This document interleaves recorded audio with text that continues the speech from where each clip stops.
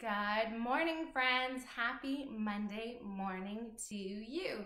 This is the third week, I believe, starting story time without having school. So if you are with us today, go ahead and say hello in the comment section or just give a little wave to see all of the friends that are gathered with us today.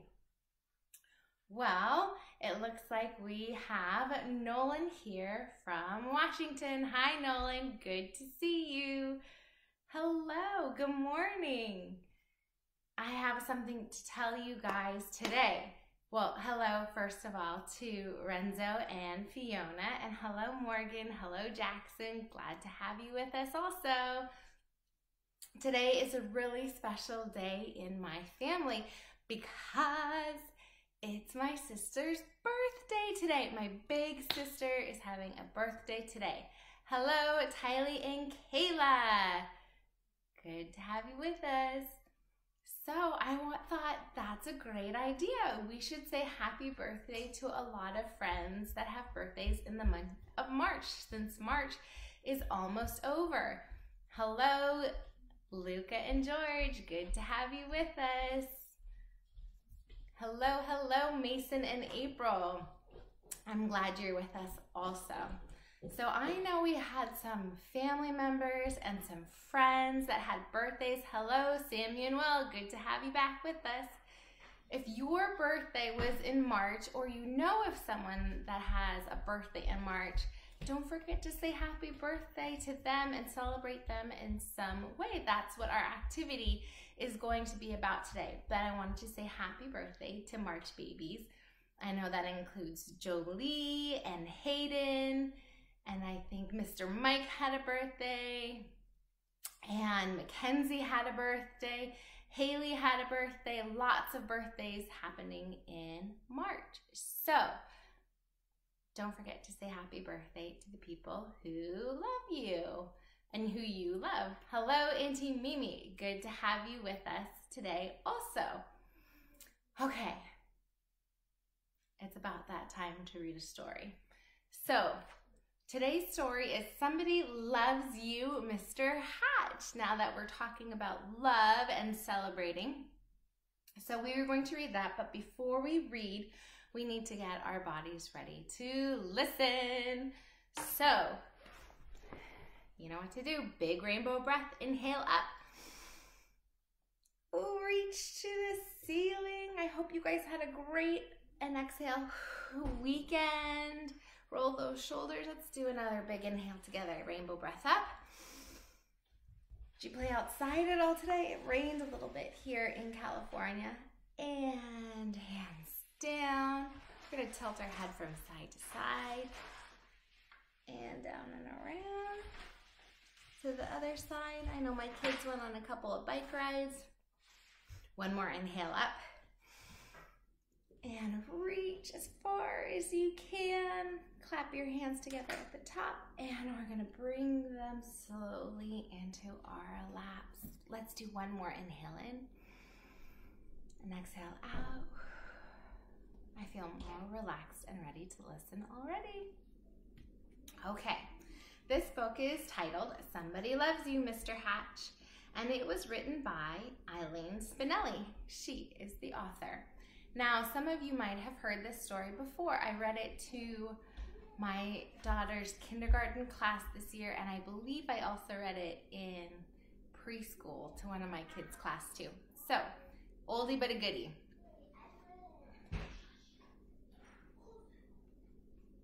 Mr. Hatch was tall and thin, and he did not smile. Every morning at 6:30 sharp, he would leave his brick house and walk 8 blocks to the shoelace factory where he worked. At lunchtime, he would sit alone in the corner, eat his cheese and mustard sandwich, and drink a cup of coffee. Sometimes he brought a prune for dessert.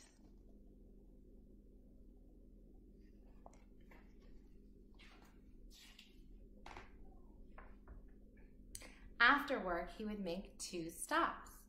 At the newsstand to get the paper, and at the grocery store to buy a fresh turkey wing for his supper. After supper, he read the paper, took a shower, and went to bed early. He keeps to himself. That's what everyone said about Mr. Hatch.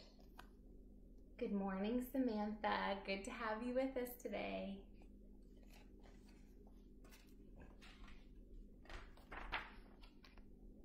One Saturday, when Mr. Hatch stepped onto the porch with his dustpan and broom, he got a surprise. A package wrapped in brown paper. He had never spoken to the postman before. "Thank you, Mr. Goober," he said. Mr. Goober smiled. "You're welcome. I always enjoy delivering packages." Mr. Hatch tore the brown paper off. Inside was a white box, which he opened to find another box. This one was heart-shaped, all satiny red with a pink bow on top. It was filled with candy. Something fluttered to the porch floor. It was a little white card.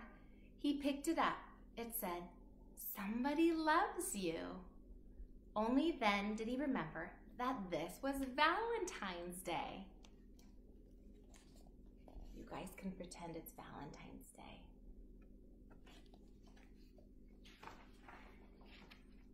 Now Mr. Hatch wondered and wondered. Now who would send this to me? He was all alone. He had no friends. And yet someone had sent him a valentine. Who? He put the box on the coffee table and tried to do some dusting. But every time he left the room, he had to keep peeking to see if the box was still there. He dusted and dusted, and the dust cloth seemed to whisper, "Somebody loves you. Somebody loves you." At last, he flung the dust cloth away and exclaimed, "Why, I've got a secret admirer." And then he did something he had never done before. He laughed. He laughed and danced and clapped his hands. Then he took a piece of candy from the box and ate it.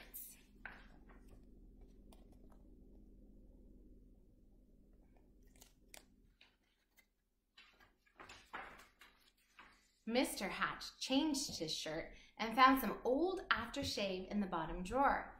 He splashed it on his face. He picked out a yellow tie with blue polka dots and put it on. And then he went for a walk. Maybe, he thought, I will meet the person who sent me the candy. Of course, no one had ever seen Mr. Hatch wearing a tie or smelling of aftershave or smiling, so he got a lot of attention. Mrs. Weed tripped over her dog. Mr. Dunswoody nearly fell off his ladder. And little Tina Finn spilled all the toys out of her wagon. Mr. Hatch waved hello to all of them.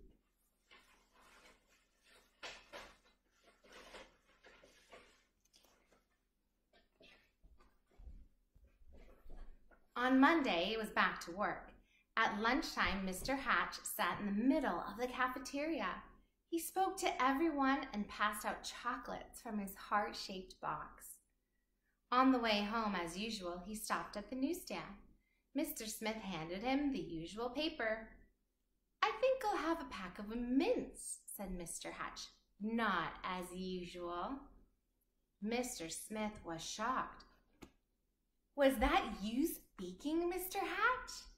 "Indeed it was," said Mr. Hatch. "I said I would also like a pack of mints. And if you don't mind me saying so, Mr. Smith, you don't look very well today." Mr. Smith recovered from his shock to reply, "You're right. I don't feel very well. I have a cold. I was supposed to go to the doctor's this afternoon, but the stand has been so busy, I haven't had the time." Mr. Hatch smiled. "Why, I'd be happy to watch the stand for you while you go." Mr. Smith could hardly believe his ears. "You would?" "Certainly. Just show me what to do." And so Mr. Hatch ran the newsstand for an hour. He wondered if any of the women who stopped by to buy a paper or a magazine or a candy bar had sent him the mysterious Valentine.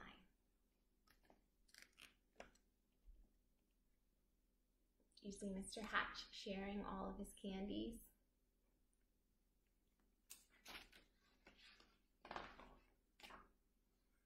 When Mr. Smith returned, Mr. Hatch made his usual stop at the grocery store. "I'm a little tired of turkey wings," he told Mr. Todd. "I think I'll have a nice, fresh slice of ham." Mr. Todd weighed the meat and wrapped it. "You look worried," said Mr. Hatch. "I am," said Mr. Todd. "My little girl is late. She hasn't come home from school yet, and I can't leave the store to look for her until my wife arrives." "Goodness, why didn't you say so?" said Mr. Hatch. "I will go look for her." And so he walked to school and found little Melanie Todd by the swings and brought her home. "Thank you, said the grocer. "Anytime," said Mr. Hatch. There he is with Mr. Todd, and he found little Melanie Todd.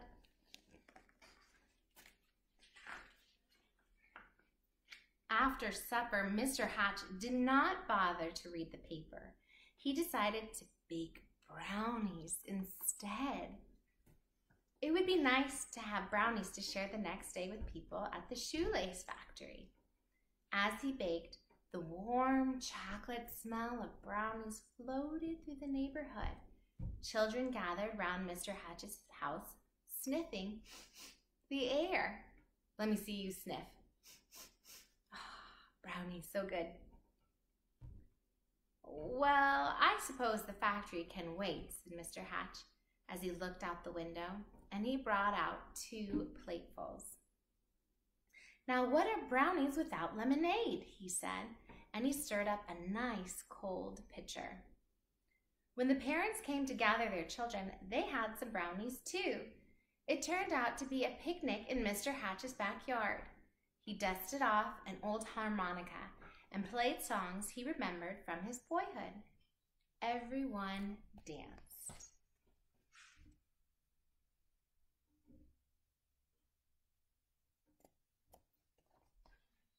Looks like a fun party. And so, the days and weeks went by. When Mr. Hatch wasn't smiling, he was laughing. And when he wasn't laughing, he was helping someone.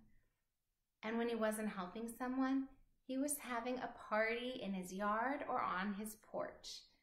He seemed to have forgotten about finding the person who sent him the Valentine. Then, one afternoon, Mr. Goober, the postman, came to his door. His face was very serious. "Come in, Mr. Goober," said Mr. Hatch. "You look upset." "I am upset," he said. "I made a mistake some time ago. My supervisor is very angry with me. Do you? "Yes, Mr. Goober. What is it?" "Do you recall the package I delivered to you? On Valentine's Day, I think it was." "Yes, I believe so," replied Mr. Hatch, beginning to feel a little uneasy.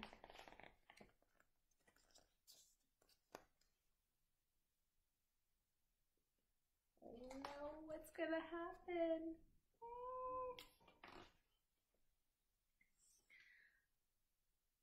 "I don't suppose you still have it," said Mr. Goober sadly. "As a matter of fact," said Mr. Hatch, "I still have the box. The candy is gone, though. Why do you ask?" The postman took a deep breath. "I'm afraid I delivered it to the wrong address. It was supposed to go to another house." Mr. Hatch recalled tearing off the brown paper. It had never occurred to him to look at the address. He fetched the heart-shaped box and the pink bow and gave it to the postman. I do hope your supervisor won't be too angry with you now. The postman was heading down the sidewalk when Mr. Hatch called from the porch. Mr. Goober, I forgot something. He gave the postman the little white card. Do you remember what the white card said? It said, "Somebody loves you." Oh, poor Mr. Hatch. Alone in his living room, Mr. Hatch sighed. Nobody loved me after all. Then he read his paper, took his shower, and went to bed early. The next morning at 6:30 sharp, Mr. Hatch left his brick house and walked 8 blocks to the shoelace factory. At lunchtime, he sat in the corner by himself, ate his cheese and mustard sandwich, and drank a cup of coffee. How do you think Mr. Hatch is feeling right now?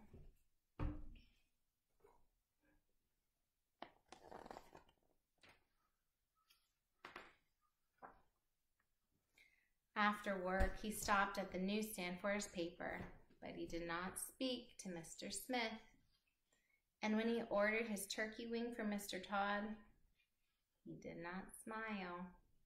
Nor did he pat little Melanie Todd on the head, or bake brownies, or have picnics, or parties, or play his old harmonica anymore.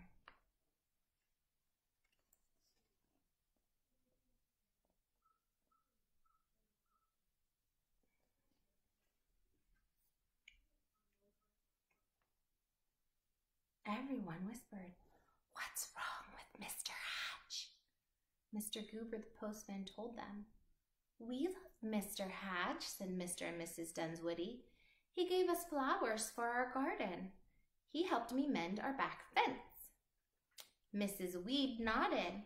"I love him too. He saved his bones for my dog Ruffy." Ruffy barked.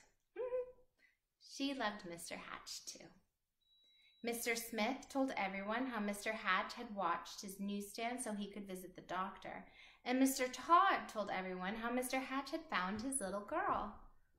All the children in the neighborhood remembered Mr. Hatch's wonderful brownies and lemonade, and most of all, his laughter. "Poor Mr. Hatch," they said. "What can we do?" Then Mr. Goober announced, "I have an idea."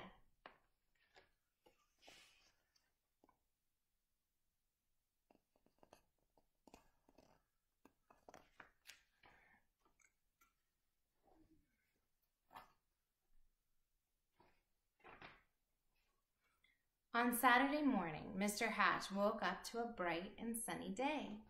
He put on his old overalls and went out to the porch with his dustpan and broom. He couldn't believe his eyes. All over the porch were red and white hearts and pink bows. There were boxes of candy on the chairs and yellow streamers flowing from the ceiling. And sticking up out of his mailbox was a shiny silver harmonica. The front yard was filled with people, happy, smiling people. They were holding up a huge sign with hand-painted letters. It said, "Everybody loves Mr. Hatch."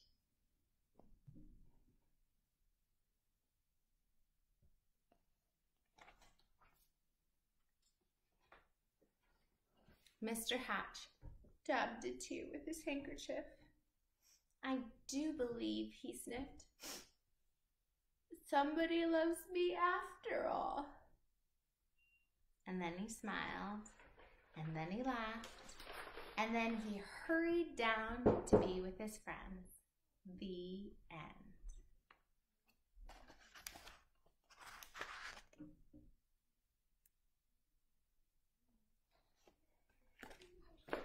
Wasn't that a good book?